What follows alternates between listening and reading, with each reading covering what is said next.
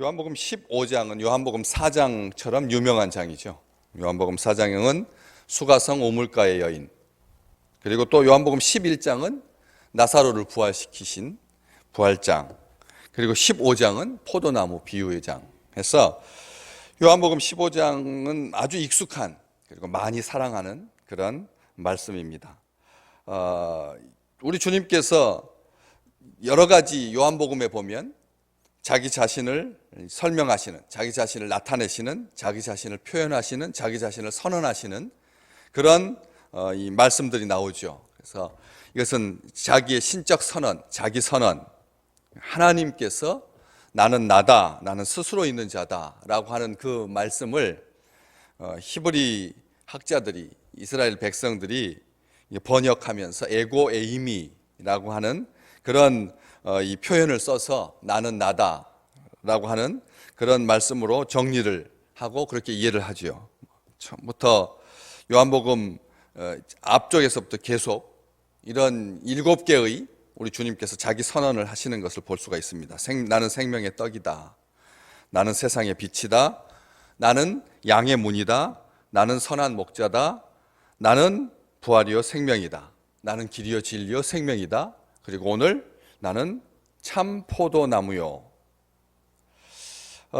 접속사로 연결되는 한 개 이상 우리 주님을 자기를 표현하는 그런 말씀들은 부활이요 생명이다, 또 길이요 진리요 생명이다, 이렇게 두 번 접속사로 연결하셨습니다. 하나로만 말하지 아니하고 부활과 생명은 하나라는 말입니다. 또 길이요 진리요 생명이라고 하는 말도 한 의미입니다.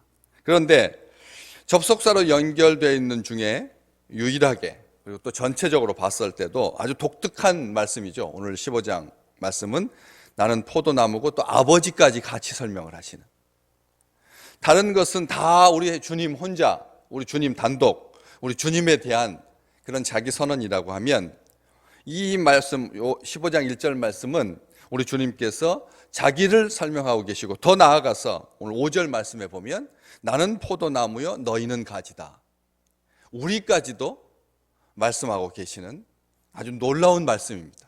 다시 말하면 관계성을 강조하시는 말씀인 거죠. 관계. 우리 주님은 참 포도나무고 하나님 아버지는 그 포도원지기 농부이시고, 그리고 우리는 가지다라고 하는 말씀으로 완전한 관계죠. 하나님과 우리 사이에, 우리 주님 그리고 우리 아버지 하나님, 이런 관계성을 딱 교회됨을, 우리의 복을, 우리의 생명임을, 우리의 온전함을 잘 묘사해 주시는 아주 귀한 말씀입니다. 그래서 많은 믿음의 사람들이 요한복음 열심히 읽습니다. 읽는 중에 이 15장 말씀은 아주 각별하게 많이 읽죠. 그래서 이 우리와의 관계까지 잘 나타내주고 있는 그런 말씀인데, 나는 참 포도나무요라고 하는 이 말씀 앞에다 수식어를 우리 주님께서 붙이신 것이 전체 선언 중에서 상당히 많습니다. 부활이요 생명, 그리고 길이요 진리요 생명이라고 하는 자기 선언만 앞에다 수식어를 붙이지 않고 나머지는 다 수식어가 붙어 있습니다. 예로 세상의 빛이다, 나는 빛이요라고 하지 아니하고 세상의 빛이다 라고 말씀하고 계시고, 또 나는 생명의 떡이다, 나는 떡이다 라고 말씀하시지 아니하고 생명의 떡이다 라고 말씀하시고, 또 나는 목자다 라고 하지 아니하시고 선한 목자라고 말씀하시고, 또 나는 문이요 라고 하지 아니하고 양의 문이다, 이렇게 말씀을 하셔서 오해의 소지가 결코 없도록, 한정하는, 이게 그 뒤에 나오는 말을 꾸미는 것으로만 목적하는 것이 아니라 한정하는 것입니다. 제한하는 것입니다. 우리가 익숙한 개념이죠. 목자, 떡, 문, 그리고 빛. 포도나무도 마찬가지고 아주 익숙한, 멀리 떨어져 있지 아니하는, 그리고 친숙한, 오해의 소지가 없는, 그런데도 불구하고 일부러 사람들이 이것을 뒤집어서 역전시켜서 나쁘게 해석하지 아니하도록 앞에다가 우리 주님께서 딱 한정하는 말씀을 쓰시는 거죠. 그래서 참 포도나무. 이 말씀은 거짓 포도나무, 가짜 포도나무가 있다는 것을 전제하는 것입니다. 우리 주님께서 나는 참 포도나무요 라고 하는 말은 가짜, 다시 말하면 이사야서에 나오는 하나님께서 이스라엘 백성을 극상품 포도나무를 심었다. 최고 품종의 가장 좋은 극상품, 상포도나무도 아니고 극상포도나무입니다. 품종이 최고로 좋은 이스라엘 백성들을 의미했습니다. 그런데 심어놓고 좋은 열매가 맺기를, 좋은 포도가 맺기를 기다렸는데 그러지 못했다는 거죠. 열매 없는 들포도를 맺었다. 들포도를 맺었다. 이렇게 표현하시는 이사야 선지자를 통해서 예언하셨던 그 말씀을 염두에 두시고 나는 참 포도나무라고 말씀하시는 것입니다. 다시 말하면 참 포도나무라고 하는 말은 어떤 단독으로 아주 기름진 땅에서 잘 자란, 햇빛 좋은 땅에서, 물 빠짐이 좋은 땅에서, 경사지가 적당하게 있어가지고 물이 잘 빠지는 포도나무의 최적지죠. 그런 어떤 우아한 아침 이슬을 머금고 떠오르는 태양 가운데서 아주 영롱하게 빛나는 포도 알맹이를 달고 있는 그림과 같은, 우리가 유럽 여행을 꿈꿀 때, 생각할 때 딱 비춰지는, 유럽 하면 그렇게 경사지에 포도나무 잘 가꾸어서 포도 열매가 주렁주렁 열려있는, 그것을 관리하는 그런 허름한 그런 거처 주거지가 있는 그런 그림들을 상상하기 쉽습니다. 아주 목가적인, 낭만적인. 그러나 이것은 죄와 관련되어 있는, 이스라엘 백성들이 하나님의 뜻을 이루지 못하는, 제멋대로 나가는, 들포도를 맺히는, 들포도는 형편없는 포도를 말하는 것이고, 그냥 들포도가 나쁘다는 뜻이 아닙니다. 형편없는 포도를 말하는 것이고, 알맹이가 거의 없는, 거친, 그래서 돼지나 들짐승들의 먹이로 전락한이라는 뜻입니다. 이스라엘 백성들은 하나님께서 사랑하여 주시고 선택해 주셨는데 하나님의 뜻을 이루지 못하고 죄악 가운데서, 그래서 돼지에게나 먹히는, 들짐승의 먹이로 전락한 가련한 이스라엘 백성들을 상징하고 있는 것이죠. 우리 주님께서 나는 참 포도나무요 라고 했을 때 그것과 대비되는, 다시 말하면 하나님의 뜻을 온전하게 이루시는, 풍성한 열매를 맺게 하시는, 뒤에 나오면 아시겠지만 계속 열매 이야기가 나거든요. 열매 이야기.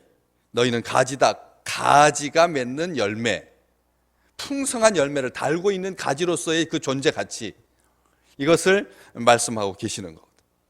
그래서 이스라엘 공동체성을, 다른 것도 그렇게 어떤 무리, 집단, 이런 성향들을 말할 수 있죠. 선한 목자라고 하면 그 선한 목자의 인도함을 받는 양들을 전제합니다. 또 양의 문이라고 했을 때 양들을 전제하지요. 그렇지만 이 비유만큼, 이 말씀만큼, 이 선언만큼 구체적으로 완악한 이스라엘 백성들을 염두에 두고 하시는 말씀은 없죠.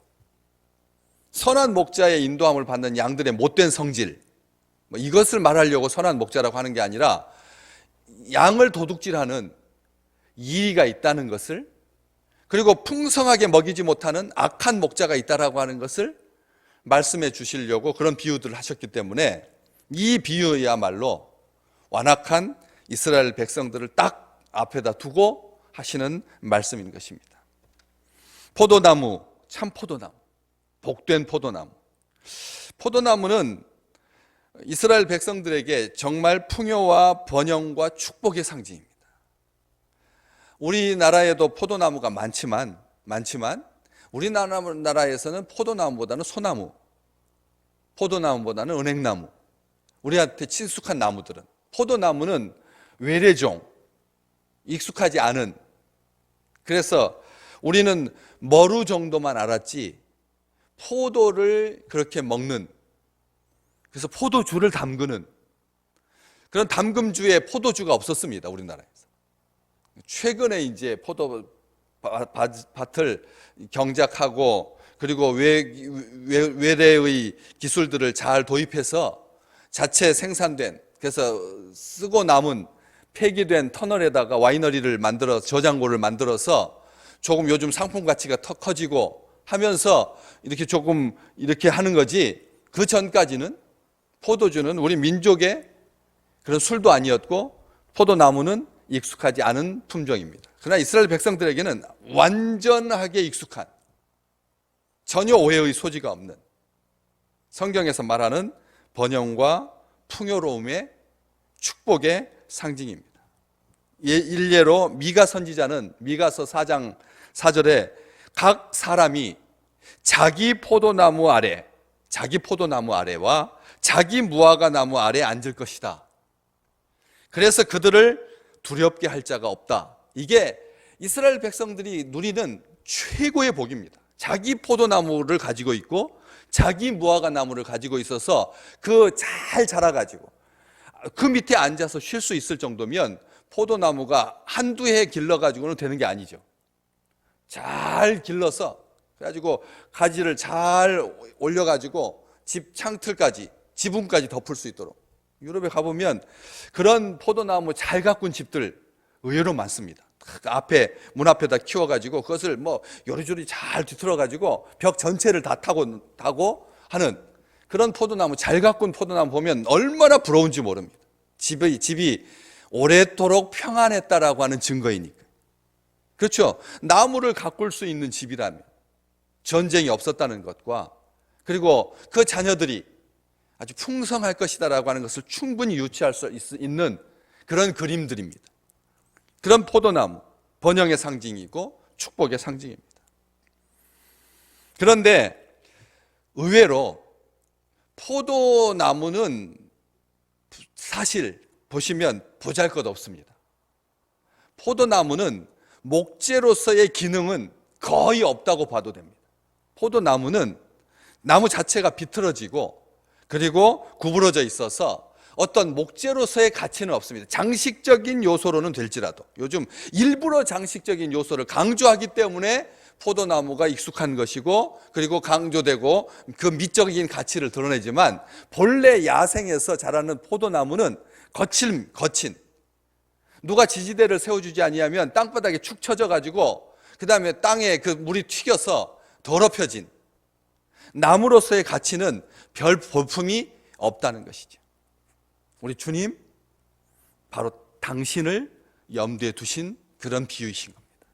나는 고운 모양도 없고 고운 풍채도 없고 사람들한테 침뱉음 당하고 친구가 내게 발 뒤꿈치를 드는 게다가 이 포도나무는 꽃답지 않습니다. 꽃도 꽃답지 아니하고 나무도 나무답지 아니에요.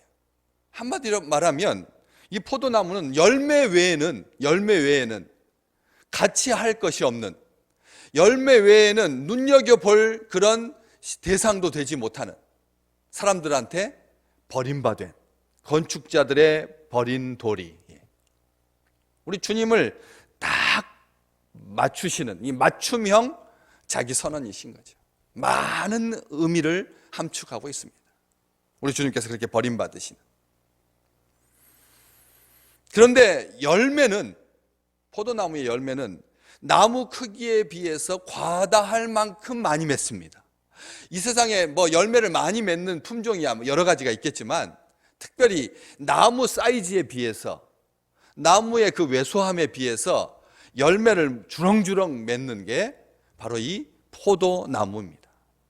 다시 말하면 우리 주님은 우리가 열매 맺도록 자기 자신을 철저하게 희생하시는, 자기 자신을 감추시는, 자기 자신을 내려놓으시는 그런 선한 목자, 참 포도나무라는 말씀입니다.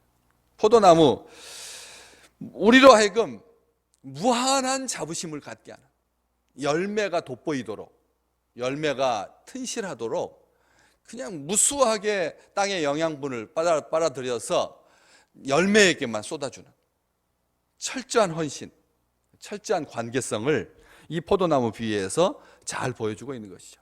그래서 에스겔 선지자는 안타까워서 포도나무와 관련해서 이런 이야기를 한 적이 있습니다.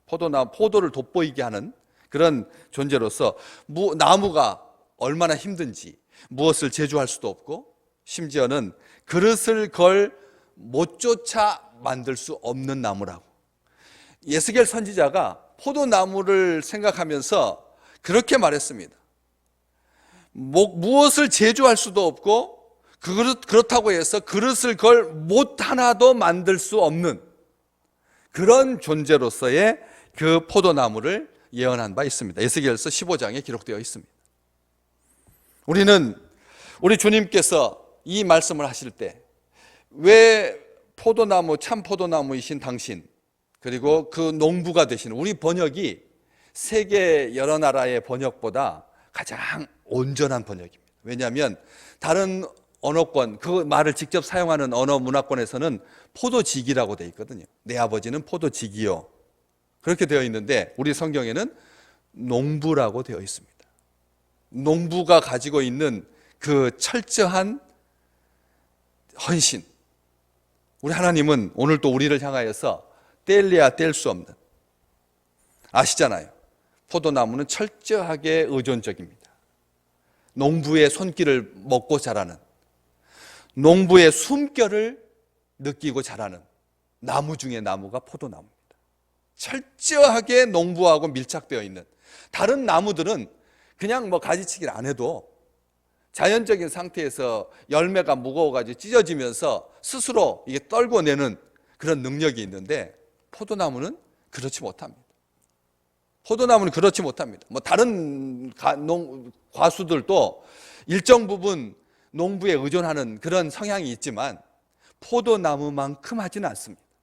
철저하게 주인의 손길을 타는, 주인의 고운 보살핌을 얻기 위해서 새벽마다 주인의 발소리를 듣고 자라는 아름다운 주의 백성들, 그 복을 누리시기를 주의 이름으로 축복합니다. 주님께서 우리를 향해서 오시는 그 섬세한 발걸음과 우리를 다스리시는, 우리를 어루만지시는 그 고운 손길, 그리고 우리를 기뻐하시는 향기와 같은 주님의 숨결, 그 속에서 교감하고 우리를 위해서 눈물을 흘리시고 우리를 위해서 땀을 흘리시고 우리를 위해서 정성을 다하시는, 단 하루도 예외가 없으신 풍성한 열매를 맺기까지 우리를 기다리시고 우리를 사랑하시고 잔가지를 쳐주시고 지지대를 세워주시고 햇빛 잘 받을 수 있도록 가지를 벌려주시고, 그래서 오늘 아침에 함께 부르는 428장 찬송과 같이 내 영혼에 가득 햇빛 비치는 그 놀라운 축복이 이제 장마를 보내고 가을로 가는 길목에서 우리 믿음의 식구들에게 풍성하게 임하시기를 주님의 이름으로 축복합니다.